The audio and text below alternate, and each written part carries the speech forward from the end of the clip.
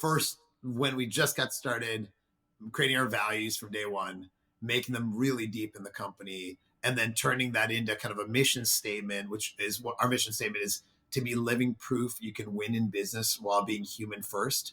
And how do we make sure that we never forget, person on the other side of the Zoom or the podcast is a human being, whether it's a customer, employee, alumni, even somebody who churned you, an investor, they're all human beings first. That's absolutely what's driven us.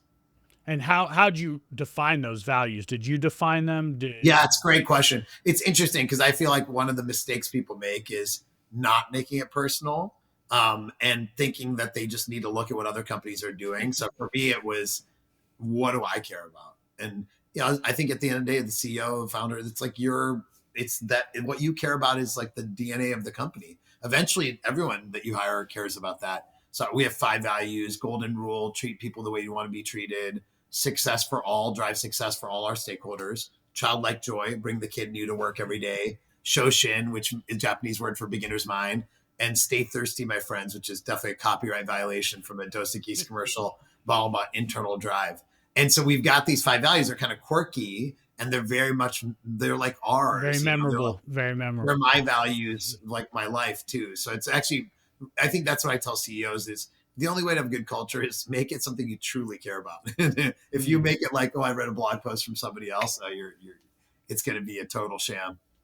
How do you reinforce those values, on a day-to-day basis or a month-to-month basis? Like how do you do it in hiring? How do you do it for the team that's there today? Yeah, I mean, there's some of it. What's kind of nice is over time it just becomes in the water, so you actually don't have to even like do anything. Like if you were in a Gainsight meeting, I'd almost guarantee, internal, external, somebody would use one of those values. Like almost guaranteed. Like my guess is it's 95% of meetings. But a couple of tactics that have worked well for folks that are kind of like maybe earlier on that journey. The number one is like truly caring about it. So like, whatever as a CEO you care about will naturally come out in meetings, right? It'll naturally be reinforced. It's not like you have to think about it. I've talked to some CEOs where like they can't even recall their values. Like I'm like, oh my God, it's such a right. And it's like, no. They're like, oh, they're really important. I'm like, what are they? They're like, I don't know. And it's like, oh my gosh. And so you have to like really care about them.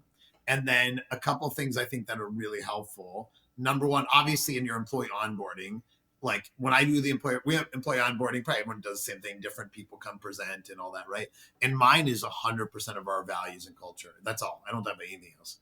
And I just go Wow. through each value, what it means, why it came up, etc. So that's one thing that we do. A second thing we do is in every all hands we talk about them, but also not just every all hands. Those are every quarter. I have a Sunday night email every Sunday night, which I've proud to say I've sent across Gainsight and even past companies for the last 20 years every Sunday night. So that's what I do on Sunday nights, by the way, for way less fun than anything. Wow. And in that, I also talk about values inherently. And then, so I'm kind of reinforcing constantly onboarding, employee communications, etc. But then like one thing I did recently, like a couple times in the last few years, I started hearing, oh yeah, Nick, you care about the values, but some of your leaders don't, which kills me. And so I started doing a survey, and I'm not a big fan of anonymous surveys. In general, I don't do them. But for this one, I'm like, anonymously rate every leader in the company on how they live up to each value and give me comments. And by the way, it's not easy for the leaders to like have that happening, but also I'm like, if a leader's not living up to the values, I need to know. And so honestly, David, I like learned a lot. You learned a lot about Wow. what I don't know, which I felt embarrassed I didn't know, and definitely led to making changes. And so that's something that's really important, is assessing leaders. I think at the end of the day, one way to kill the values is to have leaders who truly don't live them, even if the CEO believes in it. It kills the values and just the belief these values matter. And then the last thing I would say is on interviewing, you were just mentioning that's a common thing. I don't think it's actually, at least for us, it's never been like, oh, there's one question for each of these values. But it's more like when we have discussions with candidates, how are those values naturally showing up? And then in the assessment, it has those in there, but it's not like a question. It's more like a natural, our team all knows it so well. One thing that where it really shows up well though is we at the end of most interviews, especially senior ones, we have people do a presentation, and then there's a group of people assessing. Afterwards, you can kind of see a lot of the values in that presentation, right? I think one-on-one's actually quite harder, but in a group setting, you can multiple people saying, "Oh, they didn't they didn't Hmm. really apply the golden rule the way they treated us, or they didn't have a lot of insights. You know what I mean? So those are some Yeah. ideas.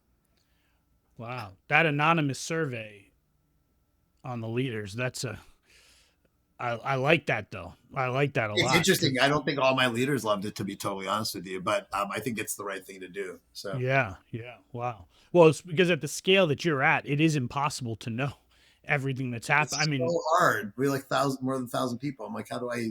People, I have no idea what's happening. It's right, very right. embarrassing. I used to know. Um, I used to know everything, and now I don't.